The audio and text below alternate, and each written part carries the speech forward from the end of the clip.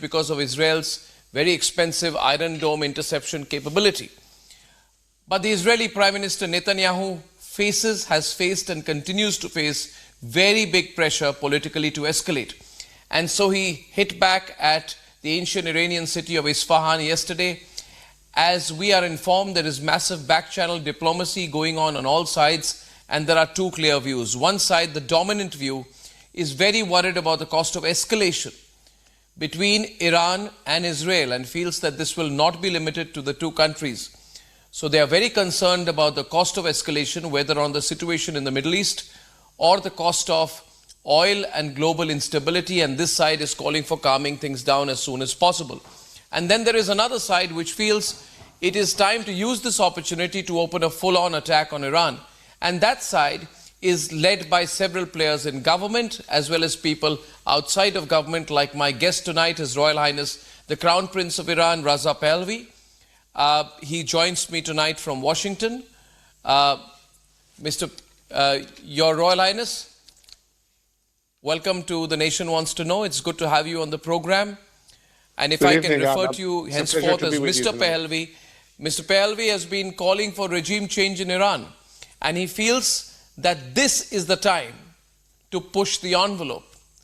And so that takes me to my first question to you, Mr. Pahlavi. Why would you want the world, led by the United States, Israel and others, to push the envelope when you are aware that that could lead to further global instability, which is the last thing that the world needs right now? Let me begin by explaining the fact that I have been critical overall of a basic flaw in the foreign policy of Western governments in their dealing with the current regime occupying my homeland. From the very beginning, there was an expectation of behavior change, and all the policies implemented, including sanctions, were with the aim to force the regime back to negotiation and understanding. The very premise of expecting behavior change from a system that in its entirety, in its DNA, in its entire reason for existence, was to export a religious ideology in the region and beyond, it cannot coexist in the world where democracies, where human rights and liberties are respected, for them to be able to coexist with their ideology at the same time. Therefore, all these years we've seen attempts to try and reach some compromise, thinking that the regime could reform itself, and in the meantime, the Iranian people have been suffering and suffering with no change in sight. My argument about why a change of regime in Iran will be in the best interest of the Iranian people, who are the first people to ask for it, by the way. It's not a matter of a foreign government deciding our fate. It's the Iranian people who want that. But they demand the world to support them, because this regime, as long as it exists, it will continue to create the kind of problems we've seen all these decades, which means not only repression at home against its own citizens, but aggression abroad, using its proxies like Hamas, like Hezbollah, like Islamic Jihad, like the Houthis, to disrupt world commerce, to meddle into the affairs of neighboring countries, and most importantly, in the recent clash that we have seen. This regime does not desire what's best for the Iranian people. It is simply trying to ascertain itself. And if the world wants to put away once and for all the problems that were caused by this regime, there's only one solution left. If we don't want escalation, if we do not want military confrontation, but a change that comes from within at the hand of the Iranian people themselves. This is where the world can make a key decision of finally helping the Iranian people this time, as opposed to insisting on negotiating with a regime that will never be willing to come to terms with the values that Mr. Pahlavi, the free world stands for. I understand, but I'm sure that I'm sure you wouldn't disagree with me that the Iranians would have done their own geostrategic analysis of the situation. You mentioned the fact that Iran has been working through, its proxies, the three H's, Hezbollah, Houthis, and Hamas. But isn't it possible that Iran itself is a proxy for other global powers? Because Iran on its own would not have dared to carry out the kind of attack it did as a counter-response on Israel without having planned the grand strategy of what would follow. So perhaps they are also working for someone else's interests beyond their own. By the way, Arnab, I would very much appreciate if people like yourselves as a member of the media and other colleagues of yours refer to the situation not as Iran, meaning the people of Iran, and instead say the regime. The Iranian people are very sensitive about the fact that they keep mentioning Iran, and we as Iranians do not stand 1 second with what this regime is doing. So let's call it the Islamic regime and what it's doing, or the Islamic Republic. It is true, they have been pretty much held in power by means of their dependence on some foreign powers. Example, Russia. For a long time, the Russians have been helping the regime with its military and intelligence forces. The current Moscow-Tehran axis, as Tehran is helping Putin fight his war against Ukraine, is an example. As such, clearly, the regime has also some partners that have a different viewpoint as far as the geopolitics of the region is concerned. However, I think the majority of the countries around the globe realize that in the long term, nobody will benefit from such instability. It's not good for security. It's not good for commerce. And the root cause, again, is the regime disrupting all of this. So regardless of whether or not this regime may have some allies, but it has far many more adversaries insofar as the free world is concerned. This is where the Iranian people stand together with the free world against a regime that is repressing them and is not offering them a chance to self-determination. I believe that once Iran is freed, you will see a completely different picture and demeanor as it relates to regional peace and cooperation and our relationship worldwide with anybody that's willing to respect our independence and sovereignty. You've been talking about regime change. What do you have in mind? I mean, are you talking about a full-fledged invasion of Iran? Would that be right? If America is very concerned about sovereignty of other nations. I don't know why you are. So what do you mean by regime change? Then how do you see that coming into effect? Well, it's a domestic liberation movement at the hand of the Iranian people. It's a little bit like putting more pressure on the regime by helping the Iranian people directly. Look, what happened in Poland with Lech Walesa and Solidarity? What happened in South Africa to put an end to apartheid? None of this was as a result of foreign invasion. It was a matter of support directly to the dissidents, to the activists, to the civil society of those countries, giving them an equal footing to be able to have a chance to bring pressure from within. The mechanism of change of regime in Iran is not going to be at the hand of any foreign intervention. In fact, it is my red line. I have always been extremely opposed to any kind of military confrontation or intervention against my country.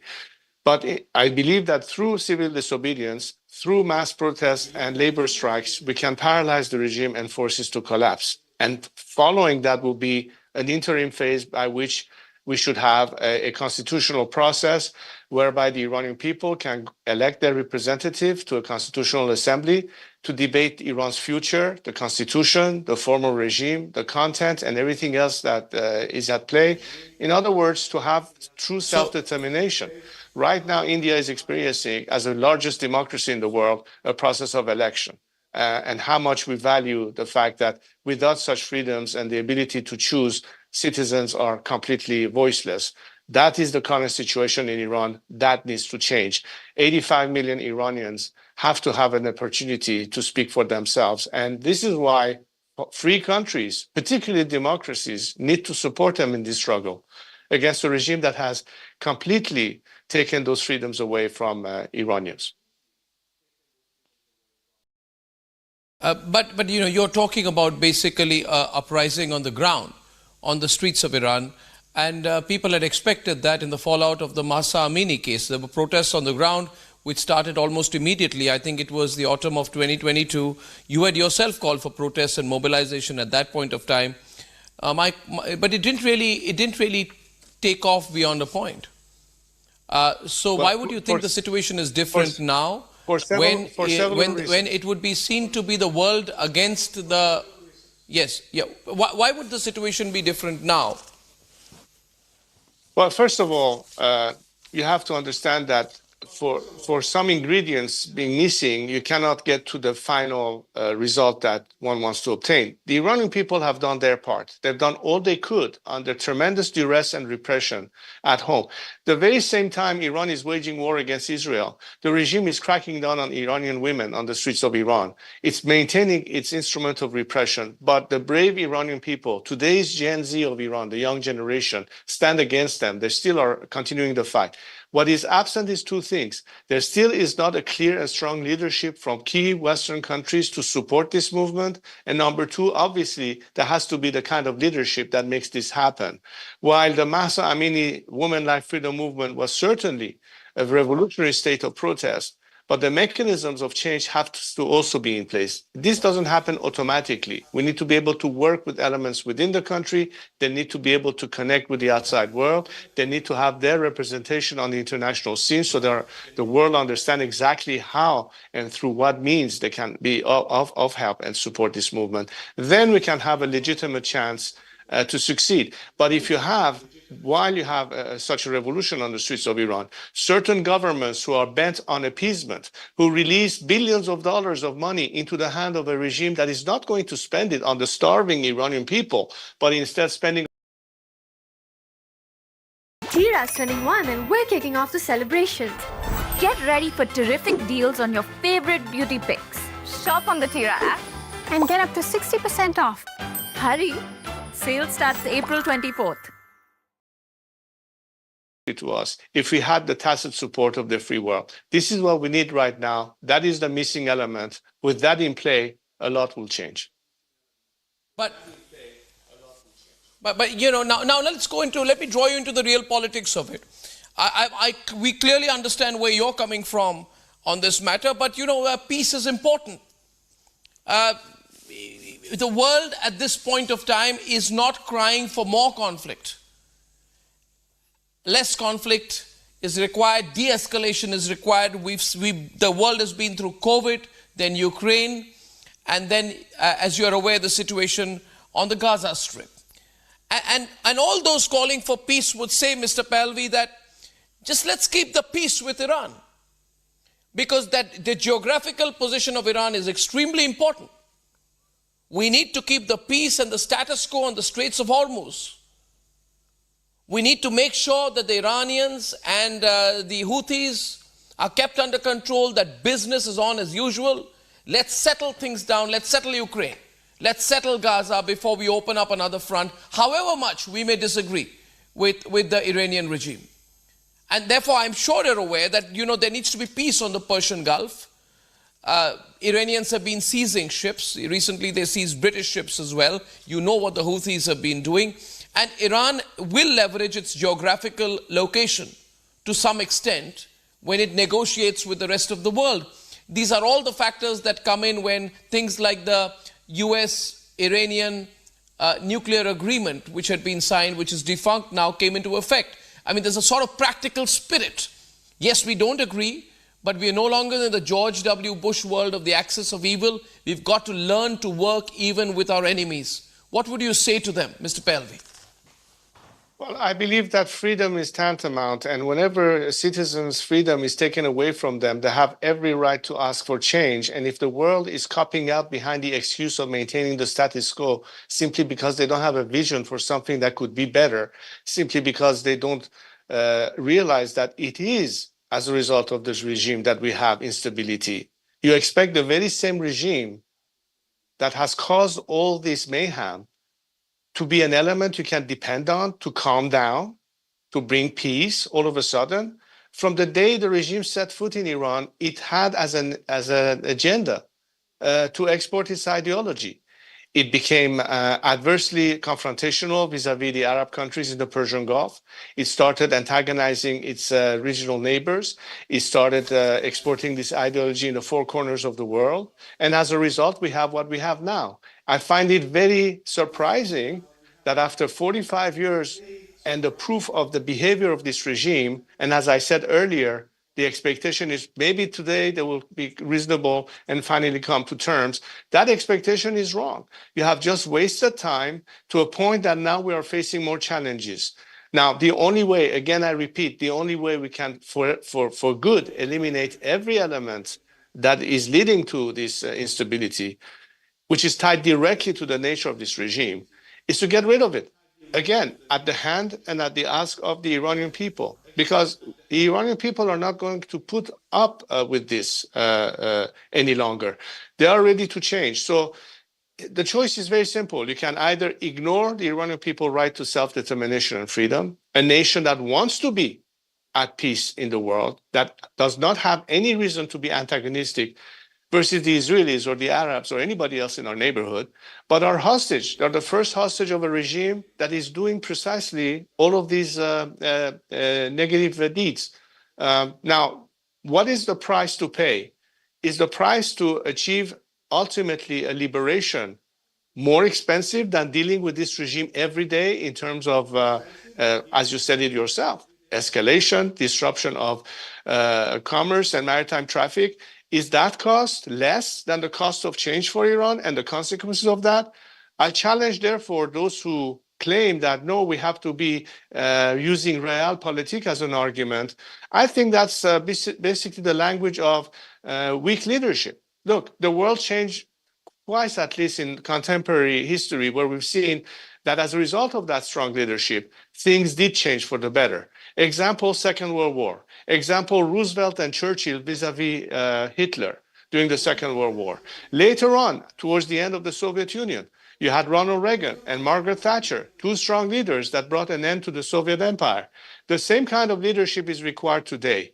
In the absence of leadership, I can hear this argument float more and more, but it does not excuse the fact that we should address the real question and take the bull by the horn. We have to do our part as Iranians, but the world needs to stand with us. That's the choice they have to make. They either side with the people of Iran or they continue siding with this regime. Are you saying that Are you saying that Biden is a weak leader who is appeasing Khamenei? That he does not want a bigger war to break out because there's a US election coming up and he doesn't want to be seen diverting assets from Ukraine, leading to a bigger mess. I mean, you may be more open with me on this. Are you saying that Biden is appeasing Khamenei, that he's a weak leader? The Americans are showing weak leadership? Yes, I believe so. I mean, the result is right in front of us. The regime had access to almost $100 billion worth of oil revenue that it should not have had should the oil sanction had been implemented correctly. That extra cash, that extra money was something that, again, not only made it easier for the regime to spend it on its proxies, including the recent conflicts and all the drones and missiles had to be paid for from somewhere. That's the extra cash that the regime should not have had in the first place, but it did. But it's also something that emboldens such regimes. Look, let me give you another statistics away from war and conflict and missiles. If you take the period of time where there was stronger leadership in this country during the Trump administration, between the Obama administration and the Biden administration, the number of executions in Iran was half the amount it is today. Why? Because that kind of leadership and strength basically makes such regimes think twice before they do anything, whether it's at home or abroad. I do say that vis-a-vis the fact that we are dealing with two powerful countries that have a lot of influence and say to what is happening in the region, Russia and China, what is the counterpart doing? I think many of our friends in the region are growing frustrated for their lack of resolve and indecisiveness and appeasement. And that frustration could create some reconsideration of their policies and alignment. But I don't think we need to get that far. I think there's still an opportunity to resolve the issue. But I can tell you the main problem remains the regime. And the world has to understand that fighting the tentacles is no longer a solution. You have to go for the eye of the octopus. And the eye of the octopus is Tehran, that controls all of these tentacles all over the place. Again, let me repeat so I'm very clear and I'm not misunderstood or misinterpreted. I'm not calling for any foreign military attack or intervention. I'm telling you that the natural army in place are the people of Iran. The people of Iran deserve to have the support of the outside world in order to liberate themselves. That is the best investment you can make for peace, security, and long-term economic stability at the hand of a liberated people who are on your side. as opposed to a regime that simply wants to impose a modern-day religious caliphate and dominate the region and the world. That's the two choices we have. Mr. Pahlavi, let me take you on your terminology there, where you say the eye of the octopus is Tehran. Now, the regime in Tehran, are you sure about that? It would also be contended that the eye of the octopus could be Russia. It could be argued that the eye of the octopus could be China, in a way. It could be argued that Russia is trying to open a new front. And it would further be argued that it is against American interests or the interests of the West to play into Russia's hands by opening a new front, especially at this time of political sensitivity in the US as well.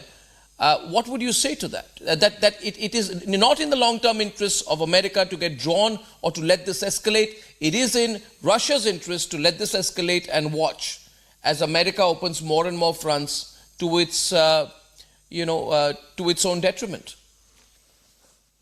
I don't know why it is that you insist so much on using militaristic terms and fronts and deployments as if we were talking about military confrontation and escalation. That's not what I'm proposing. What I'm talking about is the liberation of a nation that is under siege by a regime that has kept them hostage. It's a process of liberation. It's not escalation or opening fronts that we're talking about. I think the world today is savvy enough, whether you're French, American, Canadian, or Japanese, to understand the value of the independence and freedom. I mean, India went through a independence movement to liberate itself.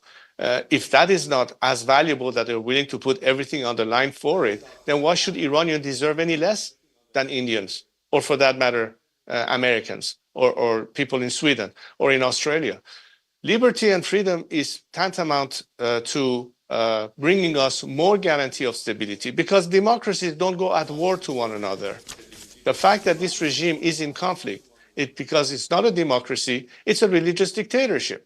And ultimately, that is the problem. Now, would China benefit from it? Would Russia benefit from it? Perhaps. But the root cause of the problem is not Moscow or Beijing. It is the regime that has occupied my country, and it is based in Iran. That's why I point to Tehran as the problem. And that's why the solution is going to be within Iran itself. I'm not asking for Moscow or Beijing or Washington to determine the fate of the Iranian people, but to ask themselves the question, what is ultimately the vision that a free Iran will have vis-a-vis the whole world? It's not going to be aligned only with the West. It's not going to be aligned only with the East. It's going to be working with whoever respects our sovereignty and freedom, and will work with them, with any of these countries who would like to have a better relationship with Iran. This regime is not providing that opportunity, but a free Iran will.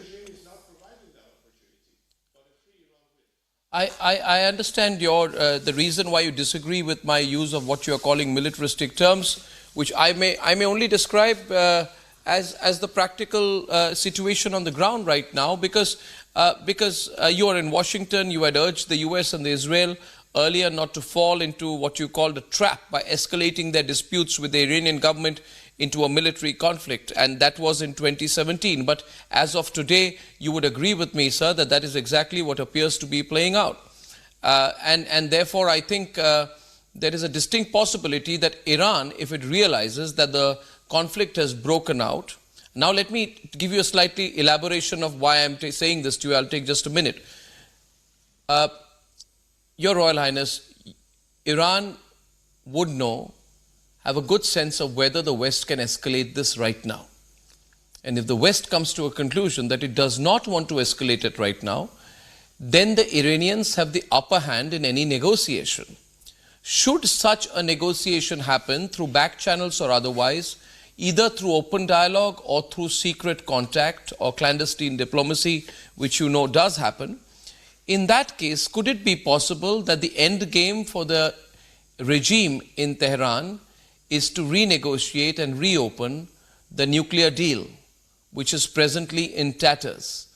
Because they need that nuclear deal, they need the sanctions lifted, they need the economy to pick up, and they can feel that in turn for agreeing to de-escalate, they might want to take the benefit of resuming a more working relationship with the rest of the world and using every leverage that they have, including their maritime interests in the Straits of Hormuz, as a negotiating chip. Your response to that? My job is not to defend the regime's interests. My job is to defend the Iranian people's interest. And what is in conflict with the Iranian people's interest is the survival and continuing existence of a regime that has deprived us of our freedom and our liberties. Therefore, I will challenge and I will stand vis-a-vis any entity, government, foreigners who would think that the status quo should prevail and the Iranian people don't deserve any better and they should be sacrificed in the interest of realpolitik, or as you say, avoiding any kind of escalation. I would not stand for a second and accept that premise that it's okay to let the Iranian people continue to be victims of this regime while the regime is trying to play some kind of strategic compromise with the world. Understand that most of its behavior has been not as a position of strength, but actually weakness. A regime that is strong does not repress its citizenry. A regime that is strong doesn't, after 45 years worth of passage of time, still continue to be aggressive, meddling in the affairs of neighboring states, unless you are willing to say, we have to put up with this religious dictatorship. That's what it is. The world has to accept it as a matter of fact, and therefore we should throw in the white towel and go home. Yeah, of course, that is an eventual possibility, but is it the right moral position to take? What happened to liberty? What happened to freedom? What happened to human rights? What happened to all those values that I believe the Western world has not abandoned, at least as of yet? This is also something to consider, not just an economic issue, not just the kind of elements that you pointed. A lot more is at stake. And therefore, I would still argue that the people of Iran would be able to tell the whole world and demonstrate to the whole world that unlike this regime that is constantly blackmailing you, that is taking ransom money to liberate hostages, and you pay the price for that, and is going to continue to be emboldened as a result. And therefore, it is not by appeasement that it will reduce the conflict. It will be no guarantee that the regime will not continue to do more of what it's done already, because it has proven to do that, especially when it faces weak leadership on the other side. So I point back to what is my proposition to the world. You have never, ever, until this moment, even assumed that it is plausible that this regime will no longer be around. It is plausible that it can collapse as a result of internal pressure. Then, do you have a plan for that? Do you have a plan for that alternative? If you don't, you'll be in real dire difficulty. Better yet, start thinking about what that alternative could be and why it is ultimately in your best interest to do that. I'm not asking for the world to come to our rescue for our sake. I'm actually arguing that it is in their own interest to do that, because we both benefiting from the disappearance of an element that has been causing all of this turmoil and disruption and escalation. And I don't think that this regime even understands realpolitik, because when you say realpolitik, it means you are a realist and reasonable. Again, a real world that is realistic is expecting the same behavior of a regime that is not reasonable, that is not realistic, that is purely ideological. And that's why it will never come to terms or change its behavior. Herein lies the fundamental argument that I have vis-a-vis the world that says, well, if we are practical, maybe they are practical too. Are they? No. Well, I mean, what if the prices what if the price of oil go through the roof? What if the global economy tanks? What if the Straits of Hormuz are paralyzed? Why would the world pay the price for the regime change, however important in Iran, as you are arguing? Through the roof.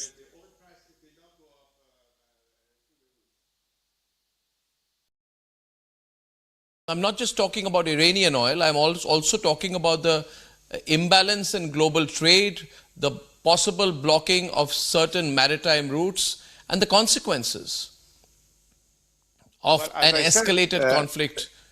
As I said, Iran. The more the regime stands in place, the more harm it could do. And if you think that It is through blackmail and it's through nuclear deterrence of an undemocratic regime that the world will feel safer, or for that matter, our neighborhood will feel safer. I don't know where we're leading with that. I mean, can you imagine that if this regime actually negotiates a nuclear deal, why would it want to pursue a nuclear arsenal in the first place if its intention was peaceful usage of the energy? Why did we not start continuing the policy that's because the sanctions, they would say that's because the sanctions came back and the Americans turned their back on the nuclear deal as well. I'm sorry, I was talking, I couldn't hear your that question. was, Could you repeat, tit for tat. No, I'm sorry, but so I was saying that the argument of the Iranian regime could be, the argument, I repeat myself, the argument of the Iranian regime could be that that was a tit for tat. The Americans went back, the sanctions came back, and they went back to their nuclear pursuits. But now, possibly, they may want to reopen that conversation. So basically, we should be open to proliferation, and many countries in the region will also pursue a nuclear program to equal that of Iran. Where are we going with this? Are we going to talk about a whole region having access to WMDs? Is that really the future we are painting for the Middle East? All because there is a regime that is provoking and forcing everybody's hand in that direction? Or can we eliminate the problem so we wouldn't have to start considering proliferation? So the Saudis build their bomb, or the UAE build their bombs, or the Egyptians build their bombs, and pretty soon everybody has a bomb. And then what?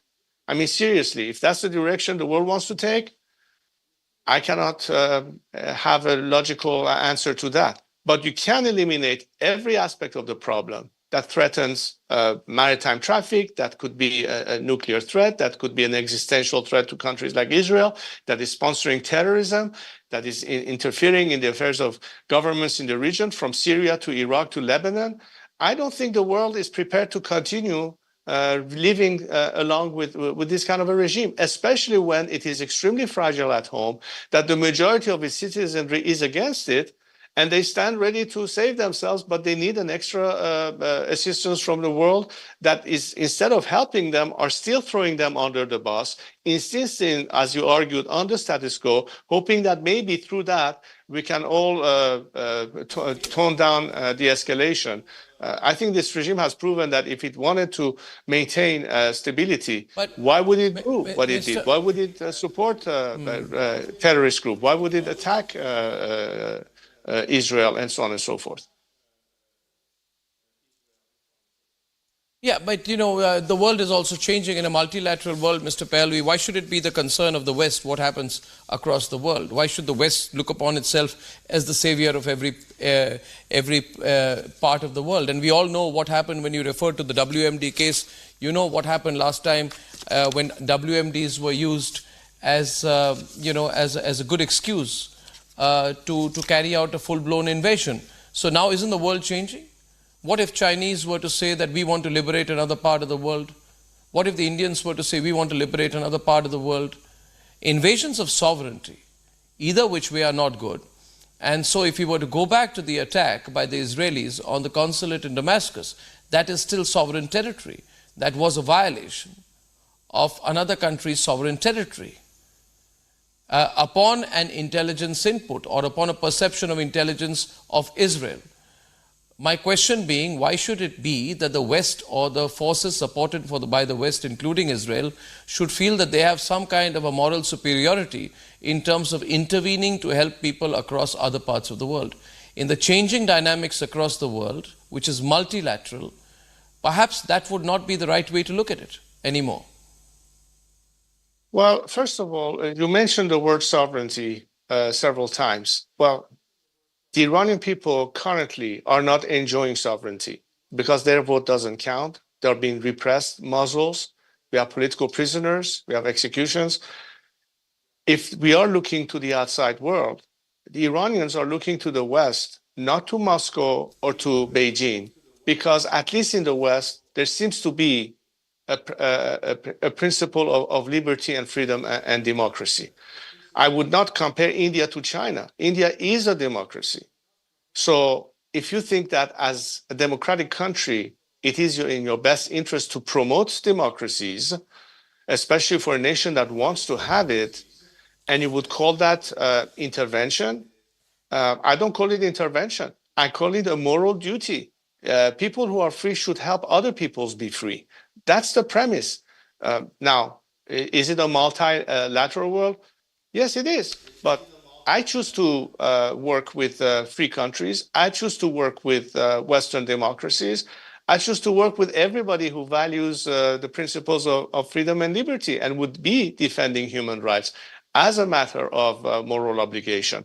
It's as simple as that. Now, if there are other countries that do not have the same principles in view and are in fact interfering in Iran by not letting the Iranian people achieve freedom, that is some kind of interference in itself. You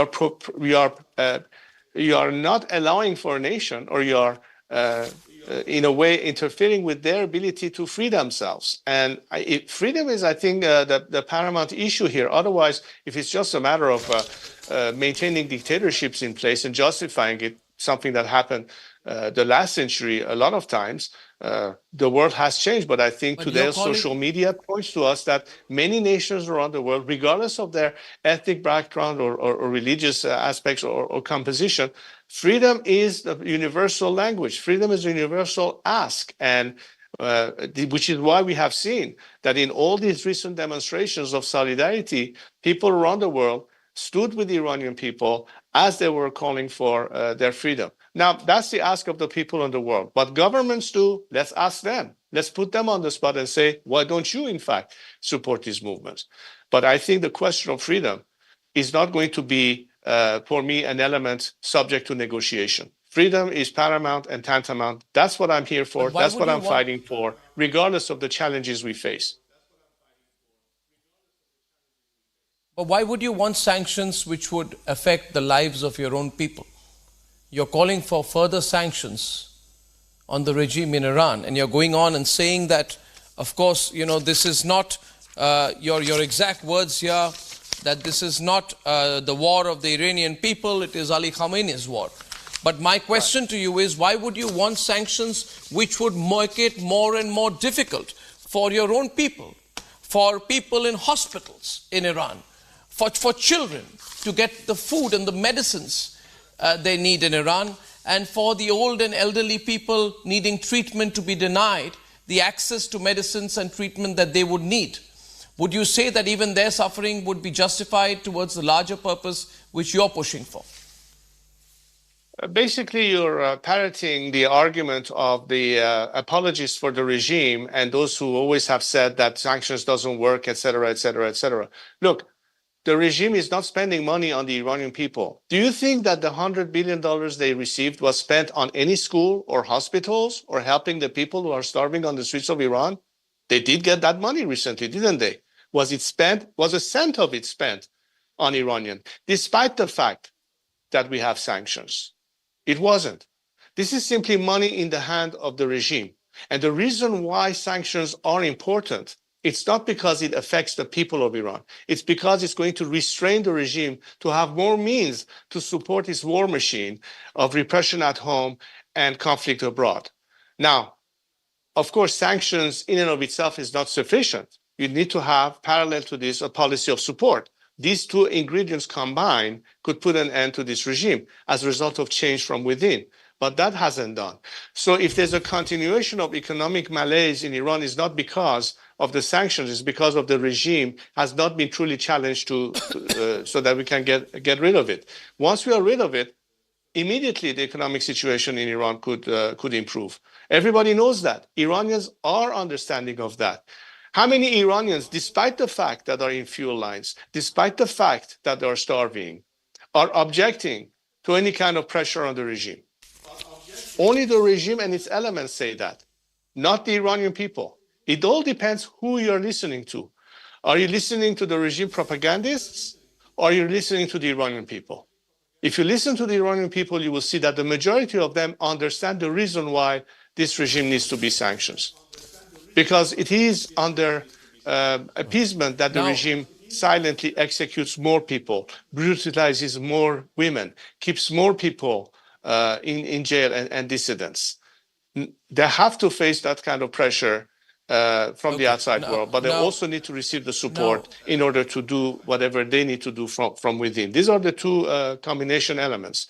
So yes, it is important to maintain pressure on this regime, because you have to limit its ability. It's not going to trickle down to the people. Even if the sanctions were removed, this regime will not be spending it on the Iranian people. Got it. But obviously you can disagree with my question, but you have absolutely no right to make some kind of a assumption that, you can disagree with the question, but you have no right to make the assumption that I am repeating the propaganda of others, because I'm not making a similar charge about you on the program. I equally can say that you're also being a propagandist for certain interests in the West, but I'm not saying that. So I think we should reserve our views of who feels who's speaking for whom to ourselves, because if we want to discuss the Middle East, and I can push the envelope on that, it is the United States which is the elephant in the room. America's Iran policy does not have a bipartisan consensus. We have typically seen Democrats indulging more with the present regime in Iran vis-a-vis the Republicans. And some analysts say it's unlikely that the Israeli response may have been less restrained but for a Democrat, Joe Biden, as a president. You've been yourself critical of Biden. So essentially we can't cover up the fact that there's a lack of bipartisan consensus within the United States. In any case, my follow-up question to you is, and that's only my response to your unfair charge. My question to you is, why should the people of Iran believe that you have their best interests in mind?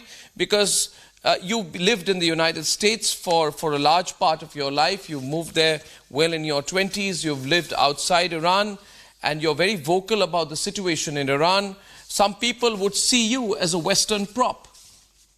How would you respond to that? That you're taking a certain political line which would go well with the West, but not be in the interests of the Iranian people. This charge is something I want you to respond to as directly as possible. That's very easy to prove. All you have to do is to monitor Iranian social media. All you have to do is to look at various polls that have been done about what level of support or popularity I have in Iran. These are not polls conducted by me. It's in fact conducted by elements who are not necessarily my sympathizers. And you will see right there and then the amount of respect and trust that they have in what I've been doing and the legacy of my family. All you have to do is to monitor what's happening in Iranian social media and the feedback and reactions that my compatriots are demonstrating. Now, as far as my own contact with my fellow compatriots, which is on a daily basis, the fact that I was physically unable to be in Iran, the fact that I was physically away from my country, doesn't mean for a second that I'm not aware of everything that is happening in my country every single day, in all of the smallest details. Why is this vision important? And that's the reason why Iranians have faith in my ability to help them, is because this is one of the very few people, if not the only person they can trust. And they say so. And that trust has tremendous amount of value for me. It's a political capital that I'm spending on the liberation of my fellow compatriots. They need to have a chance to determine their own future. Currently, they don't. And what I stand for is a process that not only frees our country from the stronghold of a religious dictatorship, but would also provide them with an opportunity to decide their own fate in the parliamentary process. This is exactly the kind of plan that I'm proposing. It has nothing to do with America or Europe or any other country. It's a process that we as Iranians deserve to have to determine our own fate. So on that basis, my ask and my message to anybody who's willing to listen to this message is to understand why Iranians deserve to have that opportunity, something they've been deprived on ever since this regime has taken over. That's what I stand for. This is my agenda, and let the chips fall where they may. And lastly, what are your plans? We're very intrigued. Of late, you've been speaking to a lot of leading media networks globally. You're increasing your footprint. You're speaking in very influential circles in the topmost universities in the world. What are your plans? What is your end game in this? The plan is to make sure that we are in this first phase successful in bringing this regime to collapse by means of internal pressure, probably at its climax, nationwide labor strikes, which is the least costly way and the most effective way to paralyze the regime.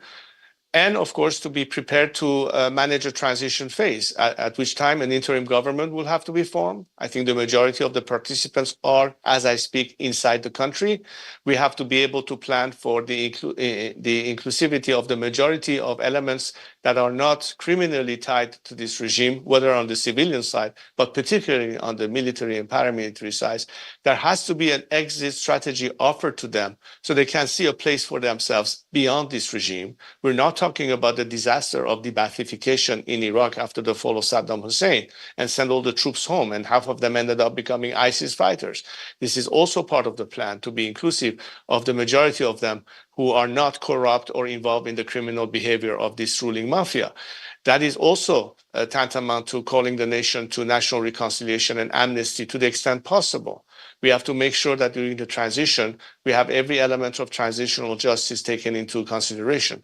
We have to prepare the grounds as soon as possible for the election of a constitutional assembly, whereby all these elements of the constitution, the form of the regime, its content, the level of centralization or decentralization of power, and so on, will be debated. And ultimately, when this parliament will propose to the nation a constitutional plan, the nation can, in a referendum, adopt and finally vote for what they want for their future. To me, that's the end game. The end game for me is the day Iranians go to the poll and finally determine the future of the land. I would have considered that a lifetime's mission accomplished.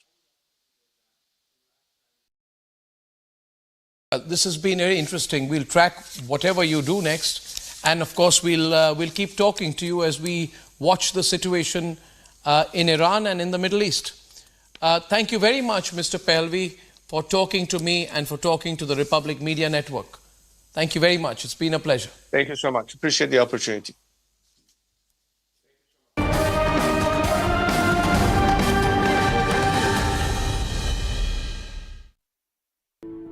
In the India Today Best Universities 2023 survey, India's #1 ranked universities in various streams are JNU Delhi, Amity University, AIMS Delhi, IIT Delhi, and National Law School, Bengaluru.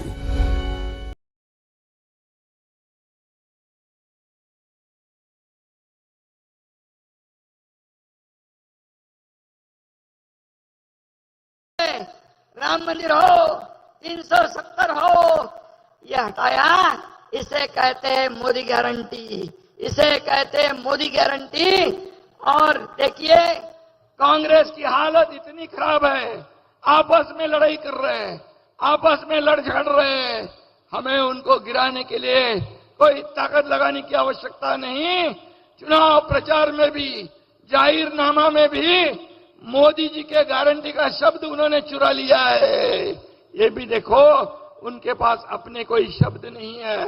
सत्ता में रहते हुए तिजोरी को लूटा, अब ऐसी चोरी चपाटी कर रहे। मराठी में कहावत है कि जित्याची खोड मेल्याशिवाय जात नहीं, ऐसी उनकी हालत है।